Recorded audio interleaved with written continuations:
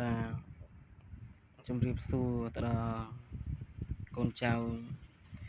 សាច់គុណទាំងអស់គ្នាណាហ្នឹងហើយទាំងក្រៅប្រទេសទាំងក្នុងប្រទេសសិស្សចាស់សិស្សថ្មីថ្ងៃនេះគឺលោកគ្រូសូមបង្ហាញនៅយន្តប្តីប្រពន្ធហៅយន្តស្នេហ៍ប្តីប្រពន្ធឲ្យវិលមកជួបជុំជានីត្រូវគ្នារក្សាគ្នាស្រឡាញ់គ្នាបែកគ្នាយូរក្តីបែកគ្នាមួយខែក្តីបែកគ្នាពីរខែក្តីឬក៏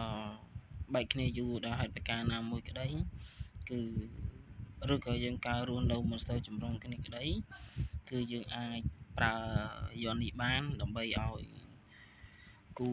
ប្រពន្ធយើងក្តីឬប្តីយើងក្តីហ្នឹងគឺមានចិត្តអាណិតស្រឡាញ់យើងដោយគ្រាដើមវិញអញ្ចឹងណាហ្នឹងហើយឲ្យមានចិត្តអាណិតស្នេហ៍ស្រឡាញ់យើងគ្រប់កាលគ្រប់វេលាដូចពីមុនអញ្ចឹងណាហ្នឹងហើយយន្តនេះគឺជាប្រភេទយន្តស្នេហ៍ប្តីប្រពន្ធដែលយើងប្រើទៅលើទាំងស្រីទាំងប្រុសណាហ្នឹងហើយឲ្យមានចិត្តអាណិតមានចិត្តស្រឡាញ់នឹករលឹកនឹកស្នេហ៍នឹកសម័យអញ្ចឹងណាហ្នឹងស្នេហាមេត្រីជាដើមណាហ្នឹងហើយឲ្យមានចិត្តនឹករលឹកគ្នាគ្រប់ការគ្រប់វេលាវិញណាហ្នឹងហើយយន្តនេះចាំលោកគ្រូមានការបកស្រាយបញ្យលឲ្យកូនចៅយកទៅធ្វើអនុវត្តដោយខ្លួនឯងទៅបានផលឬមិនបានផលអាស្រ័យទៅលើនិស្ស័យគូប្តីប្រពន្ធអ្នកទាំងពីរចោះណាអាស្រ័យទៅលើកូនសិស្សយកទៅប្រើចោះណាហ្នឹងហើយហើយគ្រូនឹងប្រាប់អំពីនៃការធ្វើណាហ្នឹងហើយវាមានកិច្ចច្រើននៅក្នុងការប្រើក្បួនយន្តនេះដែលលោកគ្រូដឹងពីគ្រូរបស់លោកគ្រូមកតើកិច្ចមួយចំនួនក៏វាបានទៅកិច្ចមួយចំនួនទៀតក៏វាមិនបានទៅអញ្ចឹងអាស្រ័យទៅលើកូនចៅទាំងអស់គ្នាយកទៅប្រើយកទៅអនុវត្តដោយខ្លួនឯងចោះណាហ្នឹងហើយនេះជាយន្តស្នេហ៍ប្តីប្រពន្ធរបៀបរបបនៃការប្រើគឺគ្រូនឹងប្រាប់ណាហ្នឹងហើយឥឡូវយើងកុំឲ្យខាត់ពេកចូលស្ដាប់ទាំងអស់គ្នាទៅដើម្បីស្ដាប់ជាចំណេះដឹងទៅណាហ្នឹងហើយយកទៅប្រើបានផលមិនបានផលទៅលើនិស្ស័យកូនចៅទាំងអស់គ្នាទៅណាហ្នឹងហើយជាដំបូងមុននឹងយើងគូទៅប្រើដល់សម្រាប់ស្នេហ៍ប្តីឬក៏សម្រាប់ប្រពន្ធក្តីឥឡូវយើងនិយាយអំពីជាគោរួមតែហ្មងទៅហ្នឹងហើយយកទៅគិតខ្លួនឯងទៅណាហ្នឹងហើយអញ្ចឹងបើសិនជាយើងចានៃយន្តនេះលោកប្រើចាជាប្រភេទអាហ្នឹងយើងគិតយើងមិនបាច់សូនរូបមិនបាច់ធ្វើអីញញែរញ៉ៃណាហ្នឹងហើយលោកឲ្យប្រើជាមួយនឹងរូបថតណាហ្នឹងហើយក៏បានយើងយករូបថតបើសិនជាប្តីយើងយករូបថតប្រពន្ធបើសិនជាប្រពន្ធយករូបថតប្តីណាហ្នឹងឯងអញ្ចឹងในការចាយន្តគឺយើងដឹងស្រាប់ហើយរបៀបរបបនៃការចាគឺលោកគ្រូបានបញ្យល់ខ្លះច្រើនទៅតងមួយវីដេអូលោកគ្រូតែងជំរាបបញ្ជ្រាបចូលដំបូងយើងត្រូវសូននៅគាថាយើងត្រូវរៀបចំគ្រឿងសក្ការៈថ្វាយគុណគ្រូមានមលូស្លាបរិយមានចេកមានអីជាដើមទៅណាហ្នឹងហើយយើងរៀបដាក់លើអាសនៈគ្រូយើងក្តីឬដាក់នៅហឹងព្រះយើងក្តីណាហ្នឹងហើយតែស្នេហ៍ចែកដាច់ជាមួយនឹងទីសក្ការៈនេះណាហ្នឹងហើយពីអាសនៈព្រះណាហ្នឹងហើយអញ្ចឹងពេលណាដែលយើងរៀបគ្រឿងប្រដាប់ទាំងអស់ហ្នឹងហើយយើងចាគឺយើងត្រូវដុតធូប5សរសៃឬ1សរសៃឬក៏3សរសៃណាហ្នឹងហើយយើងដុតទៀនមកគូអមសងខាងទៅហើយយើងចាប់ផ្ដើមយករូបថតបើមានរូបថតយើងចារូបថតទៅបើមានកថាយើងចាកថាទៅណាហ្នឹងហើយអញ្ចឹងយើងសូត្រមកយើងសូត្រដល់ពុទ្ធទាំងអក្សរគេថាយន្តតੰសង្តੰវិតੰករេធម្មំអក្សរគេថាយន្តតੰសង្តੰវិតੰករេសង្ឃំអក្សរគេថាយន្តតੰសង្តੰវិតੰករេអញ្ចឹងទៅណាឬក៏គេថាផ្សេងទៀតដែលតើតើគេហៅអក្សរគេថាយន្តតੰសង្តੰហ្នឹងហៅមកដើម្បីចានិយមនេះអញ្ចឹងដល់ពេលណាដែលយើងចាបដាគឺយើងបរិកម្មនិគាថានុបដាចាបដាគឺយើងបរិកម្មនិគាថានុបដារហូតតតែយើងចាចេញជារូបចាស់ចេញជារូបយន្តជារូបជាក្រស្រេចណានេះដល់ពេលយើងចាចេញជារូបយន្តចេះហើយគេត្រូវពេលណាដែលយើងចាចឹងហើយនៅឆ្នាំចលកដានេះជារាគៈកម្មੰតណ្ហាមយោនិតលិមានិនិមាអ្នកមបតៈណាហ្នឹងហើយអញ្ចឹងតង់ចំណុចនេះគឺយើងចាបានមកតួនេះហើយនៅក្នុងនេះ នៅក្នុងនេះគឺយើងត្រូវមានគាថាសូត្រហៅឈ្មោះណាយើងសូត្រទៅណានឹងចាំមើលលោកគ្រូទៅក្រោយលោកគ្រូនឹងចាំលេខនៅគាថាសម្រាប់ចាហៅឈ្មោះកឬឈ្មោះខចានៅក្នុងហ្នឹងឯងចាំវីដេអូក្រោយលោកគ្រូចែកលេខណាហ្នឹងឯងចឹងយើងសូត្រណាយើងសូត្រទៅហិចិត្តទេចិត្តតាំងរូបបាំងនាមងឈ្មោះកឬឈ្មោះមីខចូលមកសន្ធិដ្ឋនៅក្នុងរូបយន្តសូនស្វឹងស្វាហាអញ្ចឹងណាសន្ធិដ្ឋនៅក្នុងរូបយន្តភូតតាំងអហង្ភូតតចតុភូតតាំងសពពៈភូតោអញ្ចឹងហ្នឹងឯងយើងសូត្រហៅឈ្មោះកឬឈ្មោះខអញ្ចឹងយើងសូត្រហៅមកពេលយើងសូត្របដាអញ្ចឹងយើងចាឈ្មោះគេបដាសូត្ររហូតចាបដាដល់ពេលណាដែលយើងសរសេរឈ្មោះគេហើយអញ្ចឹងយើងនៅតែសូត្រគេថានឹងគ្រប់ចំនួន7ចប់យើងផ្លុំទៅលើយន្តហ្នឹងទៅណាហ្នឹងហើយណារួចពីការអញ្ចឹងហើយយើងសូត្រទៅហើយយើងចាណអ៊ីតេពេអញ្ចឹងទៅណាហ្នឹងហើយយើងចាអញ្ចឹងទៅណាហ្នឹងហើយ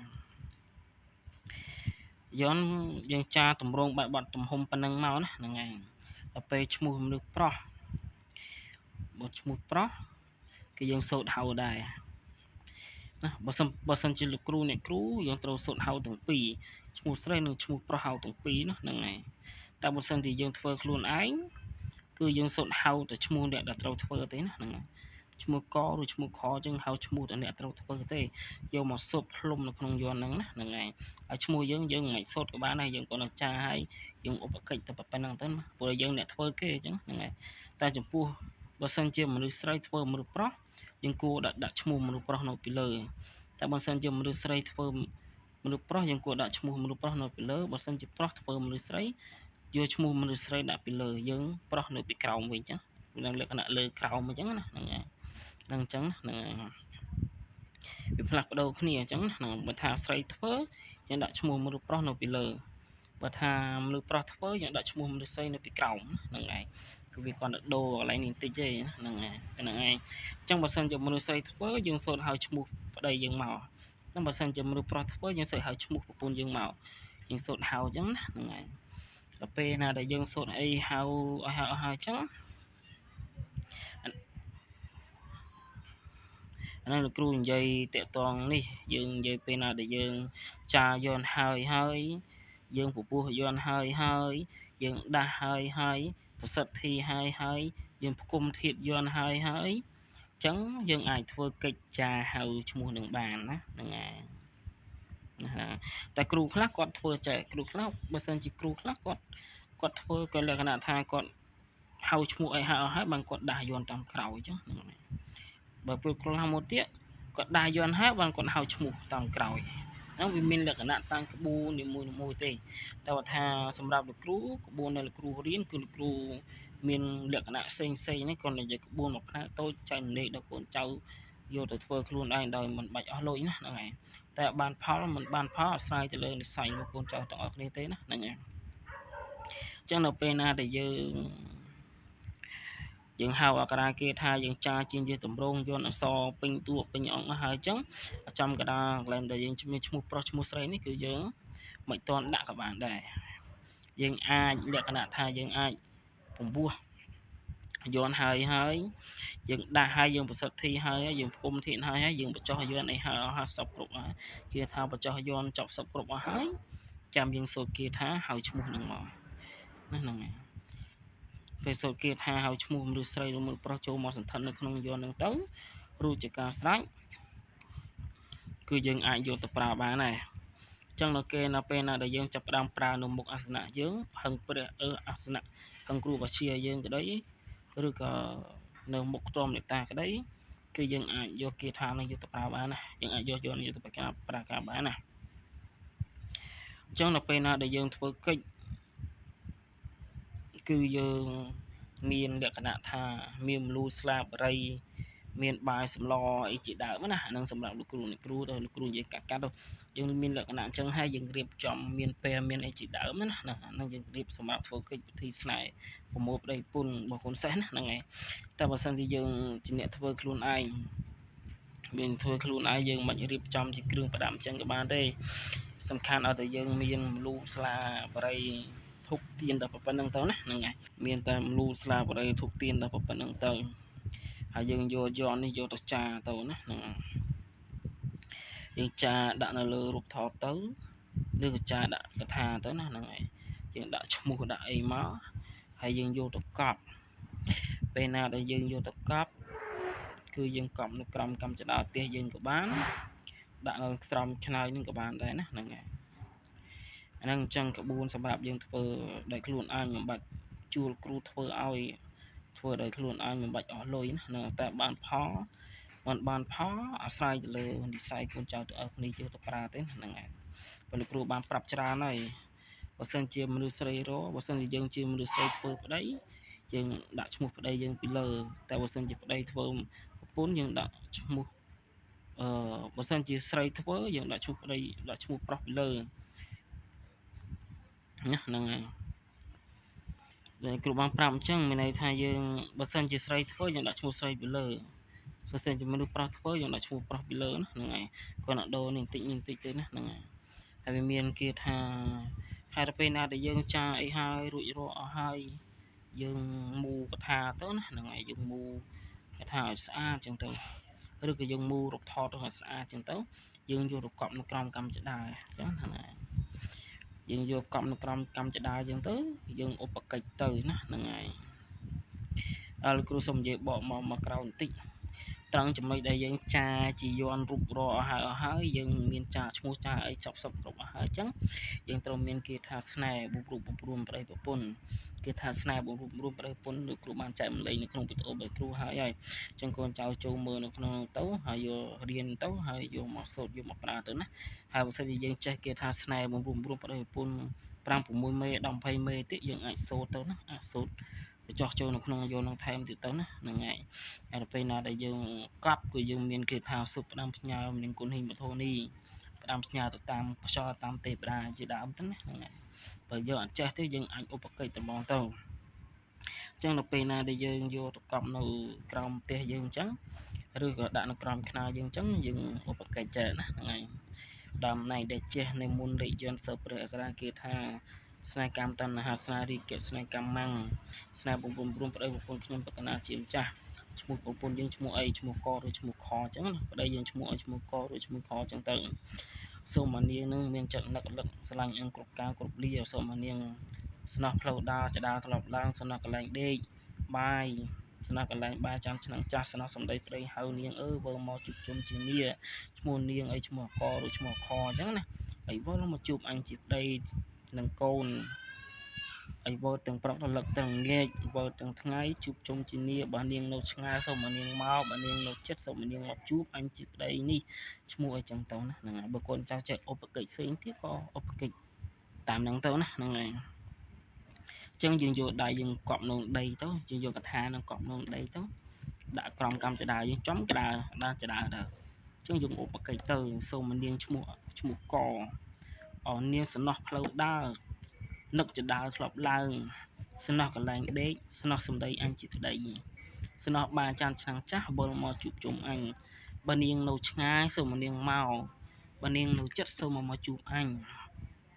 ជាប្តីអញ្ចឹងទៅយើងដាក់ឈ្មោះយើងមកចំឈ្មោះយើងទៅហ្មងទៅតែប៉ុណ្្នឹងទៅដូចជាការស្រេចហើយបើសិនជាយើងចង់ឧបកិច្ចបែបបាត់ផ្សេងទៀតក៏យើងឧបកិច្ចអញ្ចឹងសូមមុនស្នេហ៍គូប្តីប្រពន្ធនេះ